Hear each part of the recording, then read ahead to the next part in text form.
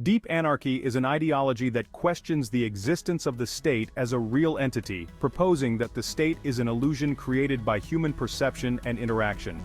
Based on philosophical and methodological arguments, this perspective suggests that we live in an already existing anarchy, and that the concept of state is nothing more than a social construction without a concrete basis. Deep anarchy argues that the state is not a concrete or abstract entity, but a set of individuals' behaviors and beliefs. According to this view, the idea that the state has an existence of its own is an illusion, and the reality is that only individual actions and interactions are tangible. One of the pillars of deep anarchy is methodological individualism, which asserts that all actions attributed to the state are in fact the actions of individuals. This methodological approach maintains that complex social phenomena, such as politics and economics, can be explained exclusively through individual actions and motivations. The central idea is that there are no collective entities independent of the individuals that compose them. In the case of the state, all policies, decisions, and actions are carried out by specific people, and not by an abstract entity called state. Functional integrity. Deep anarchy is based on the theory of functional integrity, which defines the existence of an object or entity based on the functional cohesion of its parts. For something to exist as a singular entity, its constituent parts must be functionally integrated in a cohesive manner. In the case of the state, this integrity is non-existent, as there is no coherent and specific connection between the components, like individuals and institutions, that would constitute it as a singular entity. Entities, such as corporations or clubs, possess this integrity as their parts work together towards a common goal. But the state is just an abstraction of uncoordinated individual actions. Inaccuracy argument. Deep anarchy uses the argument from vagueness to reinforce the non-existence of the state as a real entity.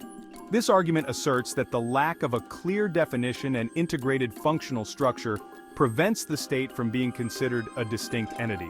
The notion of state is compared to arbitrary collections of objects, such as a bag of marbles or a set of items on a table, which have no existence of their own beyond individual perception. The vagueness in the definition of the state and its functional composition makes it impossible to treat it as a real and cohesive entity. Criticism of the monopoly of force. Deep anarchy criticizes the Weberian definition of the state as the holder of the legitimate monopoly of force.